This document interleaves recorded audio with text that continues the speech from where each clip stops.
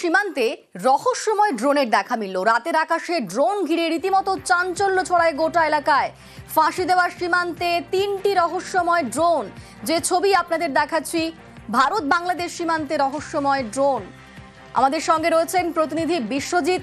বিশ্বজিৎ, সীমান্তের আকাশে এই ড্রোনগুলি কোথা থেকে এলো এখনো পর্যন্ত? এই ড্রোন সম্পর্কে কি কি আপডেট আমরা পাচ্ছি?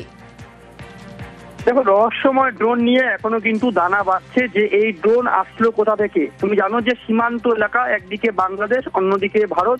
এই ফাঁসি দেওয়ার সীমান্তে যেখানে ড্রোন নিষেধাজ্ঞা রয়েছে উড়ানো নিয়ে, কিন্তু দেখা যাচ্ছে একেবারে রাতের আকাশে এই ড্রোন উড়ছে। শুধু এক দুই নয়, তিনটি ড্রোন কিন্তু রাতের আকাশে উড়েছে এবং তা প্রত্যক্ষভাবে লক্ষ্য করছেন কিন্তু স্থানীয় বাসিন্দারা, এবং তাদের এই ভিডিওতেই কিন্তু রহস্য দানা বাঁধছে।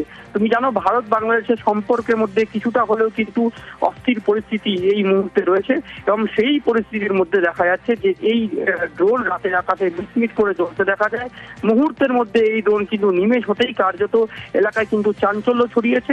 একদিকে কাশিমগঞ্জ, অন্যদিকে ফাঁসি দেওয়া, এই সীমান্তের কিছুটা অংশ কিন্তু কাঁটাতার নেই, এবং সেই সীমান্ত নিয়ে বরাবর বিভিন্নভাবে অভিযোগ উঠে আসে স্থানীয় বাসিন্দাদের। সেখানে টহলদারি করেন বিএসএফ জওয়ানরা, আর এই কিন্তু ড্রোন দেখা মিলে কিন্তু কার্যত চাঞ্চল্য ছড়িয়েছে এলাকায়। তবে এ নিয়ে এখন পর্যন্ত পুলিশ বা বিএসএফ এর কোনো মতামত পাওয়া যায়নি, আর এই ড্রোন আসলো কোথা থেকে সে বিষয়েও কিন্তু পরিষ্কার নয়। ধন্যবাদ।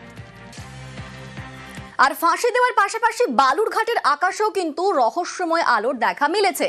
সীমান্ত লাগোয়া শহরের আকাশে সারি সারি আলোর রেখা, যে ছবি আপনাদের দেখাচ্ছি দেখুন।